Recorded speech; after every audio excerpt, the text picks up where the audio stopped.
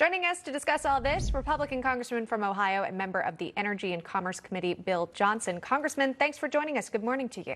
Hi, Emma. Thanks. Appreciate you having me this morning. Absolutely. All right, let's talk spending and price tags as well. Congresswoman Jayapal, Democrat, saying the lower price tag is not the number they want, but it's optimistic that they can reach a deal. Here's that sound, and then I'll get your thoughts. The president has consistently laid out a number that is somewhere between, 1.9 and 2.2, and I think, look, it's not the number that we want. We have consistently tried to make it as high as possible, but at the end of the day, the idea that we can do these programs, a multitude of programs, and actually get them going so that they deliver immediate transformational benefits to people is what we're focused on. All right, so no clear number still, but your thoughts, Congressman, on any number that would be proposed by the Democrats, and of course the bill that comes along with it. Look, the bill is still too high. The price tag is still too high. This is not about improving the quality of life for the American people. It's not about advancing the American dream. This is about social reengineering. And you heard it in her own words. And we've heard it from Speaker Pelosi, too. The way they're bringing this price tag down is simply shortening the period of time that these measures would be authorized or funded for. It doesn't eliminate the policy that will drive us into ruin. You're talking about 80,000 new IRS agents. You're talking about amnesty for 10 million illegal immigrants. You're talking about taxes on all Americans. You're talking about a 14+% increase in every American's electricity bill, because this is an assault on fossil fuel technology, oil, gas, and coal that provides the base load for heating American homes and for our ability to run our businesses today. This is not about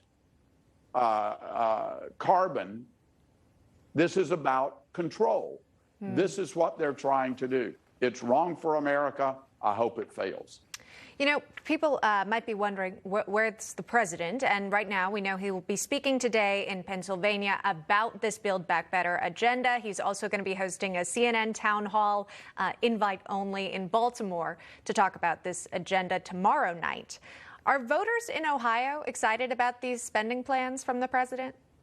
Well, I can tell you they're not buying it. He can have all the town halls he wants, but the American people that I represent in eastern and southeastern Ohio, they are not buying it.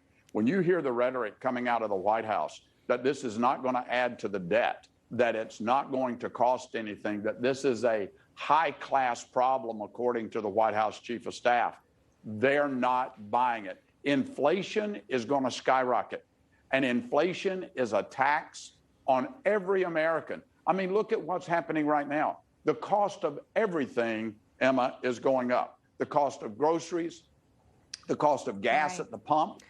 We've already talked about a 14+% increase in electricity to heat our homes and cook our food. And now with the supply chain problems that are out there, you're also talking about Christmas being in jeopardy for millions of kids that have been locked down for the last year and a half because of COVID.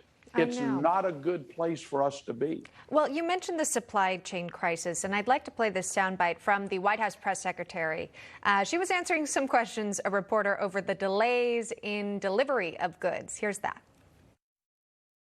It was clear in March of 2020, when COVID hit, that the supply chains across the world had been disrupted. Even as the sort of work to fight back against COVID proceeded, it was crystal clear that things were not improving on supply chain. People couldn't get dishwashers and furniture and treadmills delivered on time, not to mention all sorts of other things. So why is it... The tragedy of the treadmill that's delayed. Right. Making jokes about treadmills here. When we've spoken, it's, everyday goods, it's food, it's fuel. She did go on to say the supply chain crisis is actually from the president's booming economy, and there's just so much demand in place. Congressman, your final thoughts on what we're seeing play out. Do they have a plan? They do not have a plan. I don't know what you would call this, but this is nowhere near a plan.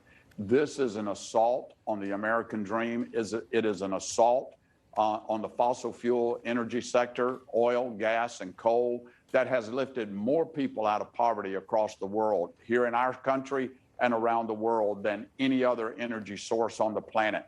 This is wrong, and it's going to hurt America.